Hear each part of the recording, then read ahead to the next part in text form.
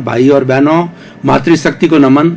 Channel 24+ news के खास, विशेष, मनमोहक, हमें आनंद देने वाला, हमें प्रसन्नता देने वाला, हमारे रोम रोम को पुलकित करने वाला और मानसिक शांति देने वाला और योग के बारे में बताने वाला, स्थानीय स्तर से लेकर वैश्विक स्तर तक के हमारे जितने भी कार्य हैं उनके बारे में बताने वाला और जीवन को शांति देने वाला, लाइफ स्टाइल के बारे में बताने वाला, व्यक्तित्व का विकास करने वाला पुनरुत्थान कार्यक्रम में आपका हार्दिक स्वागत है, अभिनंदन है, सत्कार है। पुनरुत्थान कार्यक्रम प्रतिदिन नए नए विषयों के साथ प्रवेश करते हैं। हर विषय मल्टी डायमेंशनल होता है, शोध परख होता है, हर विषय सागर की गहराई लिए होता है और पर्वत की ऊंचाई लिए होता है, क्योंकि हर विषय को सांगोपांग बनाया जाता है। हर विषय के अंदर ऐसी सामग्री डाली जाती है ताकि कि वह हर वर्ग के लोगों को संस्कार दे सके। इसी क्रम में आज का हमारा बिल्कुल नया विषय है आनंदमय चेतना। भाई और बहनों, दर्शकगण, श्रोतागण, बहुत ही सुंदर विषय है।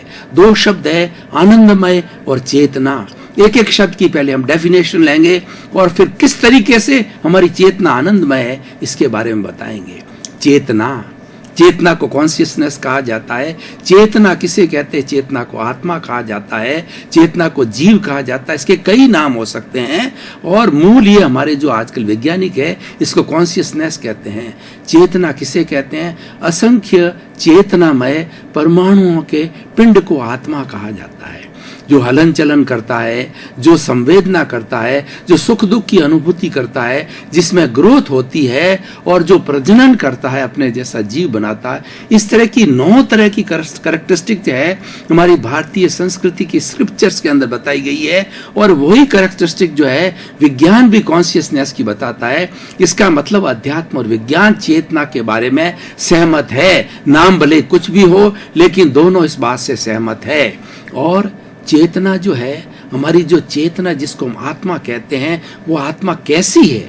वो अनंत ज्ञान वाली है, अनंत दर्शन वाली है, अनंत चेतना वाली है, अनंत शक्ति वाली है और सबसे बड़ी बात है अनंत सुख का भंडार है, जिसको कि आनंद कहा जाता है। यानी वो आनंद का भंडार है जो हम बाह्य जगत में, 5 इंद्रियों के जगत में, स्पर्शन, रसन, घ्राण, चक्षु, श्रोत्राणि, इंद्रियाणि, इन 5 इंद्रियों के जो अलग अलग विषय है, देखना, सुनना और जो है स्पर्श करना और चखना और इन सब जो बातों को लेकर के जो हमारे विषय जो है वो हमारे बाह्य जगत से भीतर के जगत में आते हैं, उन विषयों के जो हमको सुख मिलता है उस सुख से भिन्न हमारी आत्मा का सुख है और वह सुख तो बिल्कुल क्षणिक है। आत्मा का सुख तो ऐसा है, एवरलास्टिंग है, इटरनल है, सार्वभौम है और वो यूनिवर्सल ट्रुथ है। वैसा सत्य और वैसा जो है हमें सुख जो है हमारी इंद्रिय जगत में नहीं है, क्योंकि इंद्रिय जगत में आने वाला हर सुख के साथ में दुख जुड़ा रहता है, दुख जाता है फिर सुख जाता है, हर संयोग के साथ वियोग जुड़ा रहता है, लेकिन आत्मा के सुख के साथ में कोई वियोग नहीं है, वह इटरनल सुख ही सुख है। इसीलिए हम आनंदमय चेतना कहते हैं। देखिए, जो हमारी आत्मा है उसको चिदानंद कहा जाता है। सत प्लस चित्त प्लस आनंद। सत का मतलब अविनाशी, आत्मा अविनाशी तत्व है। एक आत्मा को छोड़ करके इस विश्व में जितना भी मैटर है, जितना भी पुद्गल है, वह सारा विनाशी है। विनाशी का अर्थ है वो टूटता है, गलन मिलन धर्मा है, जुड़ता है, फिर नया बनता है और ये चलता रहता है। लेकिन आत्मा जो है वो अविनाशी है, ये कभी भी समाप्त नहीं होती है। आत्मा अजर है, अमर है, अविनाशी है, रंग नहीं, रूप नहीं, गंध नहीं, वर्ण नहीं, जलती नहीं, मरती नहीं, कटती नहीं, ये टंकोत कीर्ण है और ये जो है अव्ययबाद आत्मा है। इस आत्मा का न तो कभी ये अजन्मा है, ये अमूर्त है, अच्युत है और ये जन्म मरण की जो हमारी परंपरा है उससे बिल्कुल मुक्त है और मन वचन काया से मुक्त हमारा शुद्ध आत्मा है। इसीलिए ये सारी आत्मा की परिभाषा है। और ये तो हो गया हमारा सत। उसके बाद चित्त। चित्त को कहते हैं हम ज्ञान और दर्शन। 2 चीज आते हैं, एक ज्ञान होता है, एक दर्शन होता है। दर्शन का मतलब देखना, श्रद्धा करना और ज्ञान का अर्थ होता है कि आत्मा के बारे में ज्ञान करना कि आत्मा सुख का भंडार कैसे है। तीसरा है आनंद। ये आत्मा का गुण है, ये आत्मा का कैरेक्टरिस्टिक है, ये आत्मा का लक्षण है। कि आत्मा हमारा आनंदमय है, चेतना हमारा आनंदमय है। उसी चेतना की आज हम बात कर रहे हैं जो कि आनंद की अनुभूति कराता है।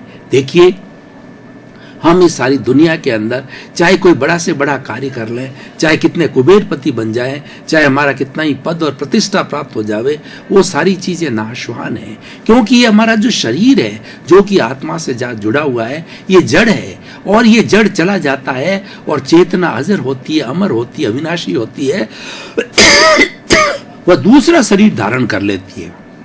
देखिए, जब चेतना एक शरीर से दूसरे शरीर के अंदर जाती है तो अपने साथ में कार्बन शरीर लेके जाती है, लिंग शरीर लेके जाती है, अपना जो पुण्य पाप होता है उसका पूरा चिट्ठा लेकर के जाती है। और वह जन्म जन्मांतर के अंदर हमारी ये पुण्य और पाप है, ये जो हमारे कषाय है, ये राग द्वेष है, ये हमें जो है भटकाते रहते हैं। और जब हम इनका एक शून्यीकरण कर लेते हैं, इनसे बिल्कुल आत्मा विशुद्ध हो जाती है, तो आत्मा अपने निज रूप के अंदर, स्वरूप के अंदर आ जाती है। वो निज स्वरूप है, आनंदमय, केवल आनंद के अतिरिक्त कुछ नहीं होता है। और ऐसी आत्मा अरूपी होती है और वो आत्मा जो है मोक्षगामी होती है, मोक्ष में चली जाती है, सिद्ध चिला में चली जाती है और वापस इस जन्म मरण के चक्कर के अंदर, 84 लाख जीवा योनि के चक्कर के अंदर कभी नहीं घूमती है। तो इसलिए भाई और बहनों, दर्शकगण, श्रोतागण, अब हमने आत्मा का लक्षण देखा, आनंद की प्राप्ति करना। हर व्यक्ति सुख चाहता है। इस पूरे चराचर जगत के अंदर 84 लाख जीवा योनि में कौन कौन सी जीवा योनि है मैं बताना चाहता हूँ। उत्पत्ति स्थान है और 4 गति है, नर गति है, तिर्यंच गति है, मनुष्य गति है और देव गति है। 84 लाख जीवा योनियां कौन सी है, वो उत्पत्ति स्थान है, वो हरेक को समझना जरूरी है, क्यों वो 84 लाख जीवा योनि बन के ये कुदरत बनती है, सृष्टि बनती है। वो कौन सी है? 7 लाख पृथ्वी का, 7 लाख अप का है, 7 लाख तेजस का, 7 लाख वायु का, 10 लाख प्रत्येक वनस्पति का है, 14 लाख साधारण वनस्पति का, 2 लाख बेन्द्रिय, 2 लाख तेन्द्रिय, 2 लाख चतुरेंद्रिय, 4 लाख नारकी, 4 लाख देवता, 4 लाख तिर्यंच पंचेंद्रिय, 14 लाख मनुष्य की जाति, 4 गति, 84 लाख जीवा योनि के प्राणी इस चराचर जगत में रहते हैं। और सबसे बड़ी बात यह कि 84 लाख जीवा योनि के प्राणी हैं, उनकी शुद्ध आत्मा है, वो भगवान का रूप है, वो सब की एक समान है। चाहे कीड़ा हो, मकोड़ा हो, हाथी हो, ऊंट हो, बैल हो, मनुष्य हो, नरगति वाला हो, तिर्यंच गति वाला हो, मनुष्य गति वाला हो, देव गति वाला हो, भगवान राम हो, भगवान कृष्ण हो, भगवान महावीर हो, सिमंदर स्वामी हो, 24 तीर्थंकर हो, सब 33 करोड़ देवी देवताओं की सबकी शुद्ध आत्मा एक समान होती है। ये एक बड़ा शाश्वत सत्य है। ये हमें ध्यान रखना चाहिए कि हम वही शुद्ध आत्मा, हमारे जो भीतर विराजमान है वही शुद्ध आत्मा भगवान है। जिस हम चेतना की आज बात कर रहे हैं, जिस आनंदमय चेतना की बात कर रहे हैं, वही हमारे भीतर विराजमान है। इसलिए भाई और बहनों, दर्शकगण, श्रोतागण, हमेशा अपने भीतर विराजमान आत्मा का जो है वो आप आशीर्वाद लीजिए, आत्मा से बातचीत कीजिए और आत्मा को शुद्ध कीजिए। आत्मा इस कारावास के अंदर आई हुई है, इस हमारे शरीर रूपी कारावास में इसको मुक्त कराना है, क्योंकि ये शरीर जो हम बारंबार धारण करते हैं, हमें कितना कष्ट होता है। सबसे बड़ा दुख का कारण होता है पुनर्जन्म होना, बार बार जन्म हो लेना। एक बच्चा जब माँ के गर्भ के अंदर 9 महीने उल्टा लटकता है और वह कितना खट्टा मीठा और कितना जो है वो गर्मी के अंदर रहता है और कितनी अशुद्धि के अंदर रहता है, तो वो भगवान से प्रार्थना करता कि भगवान मुझे जल्दी से जल्दी बाहर निकालो और बाहर निकल के मैं कोई भी गलत कार्य, कोई अनुचित कार्य, कोई अनैतिक कार्य नहीं करूंगा। तो उसके बाहर आने के बाद के अंदर उसके अंदर जो राग द्वेष रूपी जो कषाय है, राग द्वेष रूपी जो अशुद्धि है, जो कर्म रज है, पुनः वो प्रारंभ कर देता और 84 लाख जीवा योनि में घूमता रहता है। तो आज हम इस एपिसोड के माध्यम से ऐसा प्रयास करेंगे कि हमारे जो ये भीतर शुद्ध आत्मा विराजमान, इसका हम शुद्धिकरण करें। और उसका शुद्धिकरण करने वाला जो केवल मनुष्य मात्र ही है। मनुष्य एक ऐसा व्यक्ति, मनुष्य को ऐसा पट्टा मिला हुआ है कि वही आत्मा को बिल्कुल प्योर कर सकता, बाकी 84 लाख जीवा योनि का कोई भी प्राणी जो है आत्मा का प्योरिफिकेशन नहीं कर सकता है। आत्मा का प्योरिफिकेशन करने के लिए हमें 4 बड़े विधान मिले हमारी भारतीय संस्कृति में: सामायिक, आलोचना, प्रतिक्रम और प्रत्याख्यान। हमारा पुनरुत्थान कार्यक्रम है वो हमेशा कारण और निवारण की बात करता है, समस्या और समाधान की बात करता है। जो कोई भी हम कारण बताते हैं उसका कार्य भी सिद्ध होना चाहिए, उसका जो है हम समस्या का निवारण भी होना चाहिए। तो हम हमारे भीतर जो अशुद्धि है, हमारे भीतर जो कर्मरज है, जो राग द्वेष है, जो मोह है, उसके शुद्धिकरण का भी हम आपको रास्ता बताते हैं भाई और बहनों, दर्शकगण, श्रोतागण। रास्ते के लिए सामायिक का अर्थ होता है समता, समभाव। और समभाव कैसे आएगा कि हमने जन्म जन्मांतर के अंदर प्राणियों को दुख दे करके, कष्ट दे करके बहुत से पाप अर्जित किए हैं, बहुत से दोष अर्जित किए हैं। 18 तरह के दोष हमारी भारतीय संस्कृति में बताए जाते हैं। प्राणातिपात, मर्षावाद, अदत्तादान, मैथुन, परिग्रह, क्रोध, मान, माया, लोभ, राग, द्वेष, कलह, अप्याख्यान, पैशून्य, पर परिवार, रति अति, माया, मर्षा, मिथ्या दर्शन, शल्य पाप। ये 18 तरह के पाप जो है हम अर्जित करते हैं, उससे हमारा आत्मा भारी होता है। उन सब 18 तरह के दोषों को, पापों को जो है हमें देखना जो बहुत आवश्यक होता है, कि वो देखे बिना हमारा समस्या का समाधान नहीं होता है। उन सब दोषों को देखना है, वो सामायिक कहलाता है, वो समता की साधना होती है। अब आपने उन दोषों को तो देख लिया, प्रत्यक्ष रूप से देख लिया, अप्रत्यक्ष रूप से देख लिया, फिर उसके बाद में स्वीकार करना, वो आलोचना होती है। आज भी हम सिस्टम हमारा जुडिशरी का देखते हैं, तो जज के सामने कोई अभियुक्त होता है तो उसकी तरफ से वकील होता है, सामने वाला वकील होता है, वो अपनी अपनी जो दलीलें देते हैं, अपनी अपनी एविडेंसेस देते हैं, या अभियुक्त सब स्वयं स्वीकार कर ले कि ये गलती मैंने की, ये दोष मैंने किया है, तो जज उसको दंडित करता है। जब तक जज पूरा संतुष्ट नहीं हो जाता है कि इसी ने दोष किया है, इसी ने गलती की है, तब तक हमारा ये भौतिक जो जुडिशरी जो जज होता है वह जो हमें दंडित नहीं करता। तो हमारा भीतर आत्मा तो प्योर, उसके पास में प्योर मैथमेटिक्स है, उसके पास में प्योर ज्ञान है, वो किसी को बिना उसकी आलोचना किए, अपने दोषों को स्वीकार किए बिना दंडित नहीं करता है। तो अपने दोषों को स्वीकार करना आलोचना कहलाता है। तीसरा प्रतिक्रमण कहलाता है। अब हमने दोष देख लिए, दोषों को स्वीकार कर लिया, अब हमें एक ऐसा सिद्धांत चाहिए कि उन दोषों को हम धोएं। जैसे हमारा गंदा से गंदा कपड़ा होता है तो हम डाई डिटर्जेंट पाउडर ला करके बिल्कुल उसको सफेद झक कर देते हैं, उसी तरीके से हमारा प्रतिक्रमण का अर्थ होता है प्रत्यक्ष रूप से, अप्रत्यक्ष रूप से जो अव्ययवाद आत्मा है उनसे प्रार्थना करना, 84 लाख जीवा योनि की आत्माओं से प्रार्थना करना कि हे अव्ययवाद आत्माओं, मुझसे प्रत्यक्ष अप्रत्यक्ष रूप में संसार रूपी नाटक के प्रारंभ से अध्यक्षण पर्यंत आपसे कोई भी मन से, वचन से, काया से, करने से, करवाने से, अनुमोदने से मैंने आपको किसी तरह का कष्ट दिया हो तो आप मुझे क्षमा करें, मैं आपको क्षमा करता हूं, मैं आप सबको एनओसी देता हूं, आप सब मुझे एनओसी दे दो। जब 84 लाख जीवी योनि के दोषों का निवारण हो जाएगा, जो हमने कष्ट दिए है उन सब का प्योरिफिकेशन हो जाएगा, सबकी एनओसी मिलेगी, तब हमारी मुक्ति होती है, हम सिद्ध, बुद्ध और मुक्त बनते हैं, हम संपूर्ण आनंदमय जो हमारी अवस्था उसको प्राप्त करते हैं। और चौथा होता है प्रत्याख्यान। अब देखिए कि एक साथ तो सारे दोष धोए नहीं जा सकते हैं, तो हमें जो दोष भीतर पड़े हैं हमें संकल्प करना, उसका मतलब है प्रत्याख्यान। हम संकल्प करते हैं ईश्वर की साक्षी से, भीतर विराजमान शुद्ध आत्मा भगवान की साक्षी से, अब मैं आगे से एक दोष नहीं दूंगा। दोष नहीं देने का अर्थ क्या हुआ कि प्राप्त मन वचन काया से जगत के किसी भी जीव को किंचित मात्र भी दुख न हो, दुख न हो, दुख न हो। हे मेरे भीतर विराजमान शुद्ध आत्मा भगवान, मुझे ऐसी शक्ति दो, जागृति दो कि मैं किसी को दुख न दूं, किसी तरह का दुख न दूं। तो इसका अर्थ यह है कि हम भविष्य के अंदर दोष जो है करना हमने बंद कर दिया, जो भीतर के हमारे दोष उसका प्योरिफिकेशन हमने प्रारंभ कर दिया।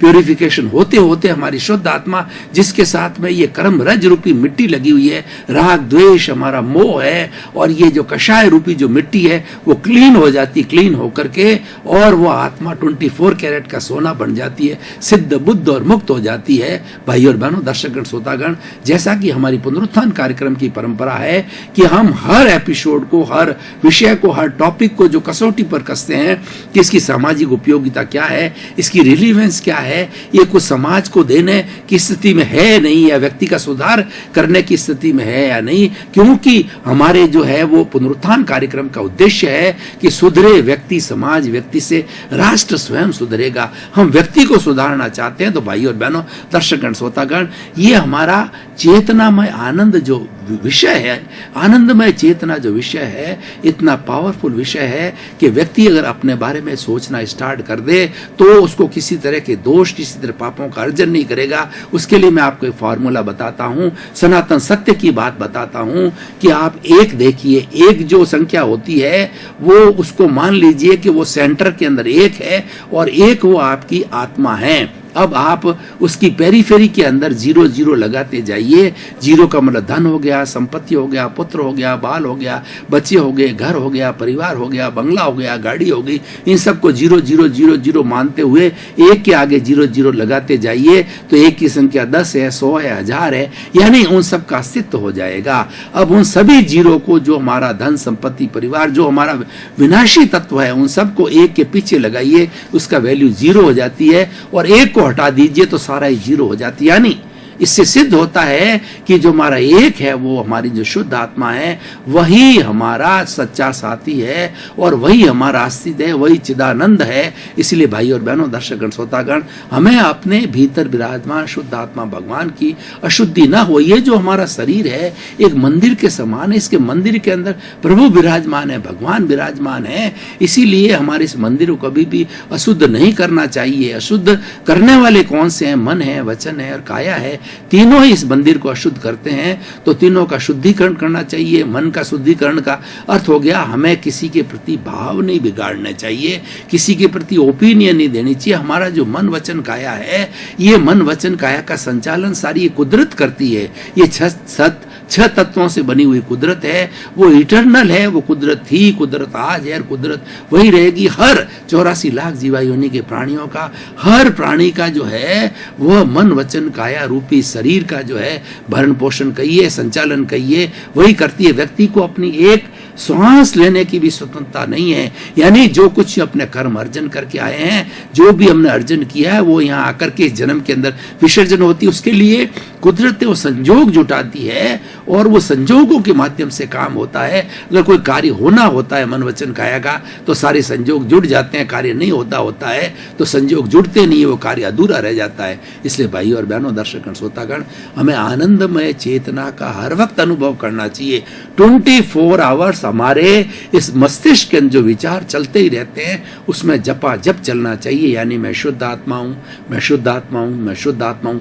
बोलना नहीं, साइलेंटली मधुर मधुर ध्वनि के अंदर 24 आवर, चाहे आप सो रहे हैं, चाहे आप खा रहे हैं, चाहे आप पी रहे हैं, चाहे आप चल रहे हैं, चाहे कोई काम कर रहे हैं, जपा जप चलना चाहिए। उसके भीतर जो है हमारा एक तरंग चलनी चाहिए, मैं शुद्ध आत्मा हूँ, मैं शुद्ध आत्मा हूँ, मैं शुद्ध आत्मा हूँ। उससे क्या होगा कि हमारी मन, वचन, काया का जो है वो अशुद्धिकरण नहीं होगा। हम किसी के प्रति भाव नहीं बिगाड़ेंगे। हम पहले जो अर्जन करके आए हैं उसका तो निश्चित रूप से संजोग ये सृष्टि बनाती रहेगी, लेकिन हम पुनर्जन्म में विश्वास करते हैं। एक जन्म के अंदर हमारा उद्धार होने वाला नहीं है। हमारा उद्धार कई जन्मों में होना हो तो आगे वाले जन्म के अंदर अगर हमने किसी के प्रति भाव नहीं बिगाड़े हैं, अगर हमने ओपिनियन नहीं दी है या किसी के प्रति कोई बुरा नहीं चिंतन किया है, तो हमारे नए बीज नहीं पड़ेंगे। ये कर्म बीज होते हैं, वो कॉज कहलाते हैं, और ये कर्म बीज मुख्य है जो कि भाव कहलाते हैं। ये कर्म बीज ही आने वाले हमारे जीवन के अंदर कर्म फल देते हैं, कर्म परिणाम देते हैं। कैसे देते हैं? मान लीजिए कि हमने पूर्व जन्म के अंदर वो किसी का बुरा किया होता है, तो वो हमने कॉज डाला था, हमने वो कर्म बीज डाला था। इस जन्म के अंदर वह व्यक्ति जिसके साथ हमने बुरा किया था, बुरा मान लीजिए उसका पैसा दबा दिया, घर दबा दिया, उसको मार दिया या कुछ भी उसके साथ बुरा किया, तो वह की वह स्थिति अपना बदला इस जन्म में निमित्त बन करके आता है और हमारा भी धन दबा लेता है, हमको भी घर से बाहर पटक देता है, बेघर कर देता है, क्योंकि हमने उसका बिगाड़ किया था। तो ये सारा जो है कर्म फल कहलाता है। और कर्म फल मिलने के बाद में हमारे मन में जो संवेदना आता है, सुख दुख की अनुभूति होता है, वो कर्म परिणाम कहलाता है। ये कर्म फल और कर्म परिणाम और जो हमारा कर्म बीज तीनों बहुत मुख्य है, ये समझने की बात होती है। इसलिए हम प्रारंभ से ही जो है हमारा कर्म बीज न डालें तो हमारी आत्मा धीरे धीरे धीरे अपने अस्तित्व को पा करके और वो आनंदमय चेतना, उसका जो परफेक्ट जो मुक्ति है, जिसको कि हम कहते हैं कि हम निर्वाण बोलते हैं, वो हमें प्राप्त हो जाता है। वो हमारा लक्ष्य है। अगर हम भारतीय संस्कृति की बात करें तो 4 पुरुषार्थ बताए गए हैं, काम, अर्थ, धर्म और मोक्ष। काम और अर्थ से हमारा जीवन का संचालन होता है। धर्म होता है, इनके ऊपर अंकुश करता है, इनको बुरी अवस्था के अंदर नहीं जाने देता है और हमें एक दिशा देता है, हमारे जीवन का निर्माण करता है और हमें मुक्ति की ओर ले जाता है। धर्म एक ब्रिज है। जो हमारा जो अर्थ और काम है उसको जो है हमारी सिद्धि से जोड़ने वाला, जो कि हमारा लक्ष्य है, उसको जोड़ने वाला बीच बीच का ब्रिज है वो धर्म है। इसलिए भाइयों और बहनों, दर्शकगण, श्रोतागण, जीवन के अंदर अगर हमें शुद्धिकरण करना, धर्म को स्थापित करना चाहिए। धर्म का अर्थ ये होता है कि प्रायश्चित करना, हमने किसी को दुख दिया उसके प्रति प्रायश्चित करना, और आगे से हम किसी भी प्राणी को अपने समान किसी भी प्राणी को दुख न दें, क्योंकि सभी प्राणियों के अंदर एक ही आत्मा विराजमान है और दुख किसी को प्रिय नहीं है। हर प्राणी सुख चाहता है, तो हमें उसको दुख देने का क्या अधिकार है? हमें दुख नहीं दिया जाना चाहिए। दर्शकगण, श्रोतागण, भाई और बहनों, आपका बहुत बहुत धन्यवाद। आप पुनरुत्थान कार्यक्रम की आत्मा हो। पुनरुत्थान कार्यक्रम को आप बराबर देख रहे हो और लोगों को देखने की प्रेरणा देते हो। इसीलिए पुनरुत्थान कार्यक्रम टॉक ऑफ द टाउन बना हुआ और चैनल 24 के पास बराबर फीडबैक आ रहा है कि ये कार्यक्रम अच्छा चल रहा है। इसकी वजह सब आप हो। आप हमारे से जुड़े रहिए, क्योंकि हमारा जो मुख्य उद्देश्य सर्वे भवन्तु सुखिनः सर्वे भवन्तु निरामया, उसी क्रम के अंदर आपका जीवन आनंदमय हो, मंगलमय हो, सुखमय हो, प्रेम में और खूब सताई हो करके आप अपने परिवार के साथ रह करके और आप जगत का कल्याण करें और आप समाज का परोपकार करें। आपके प्रति मंगल।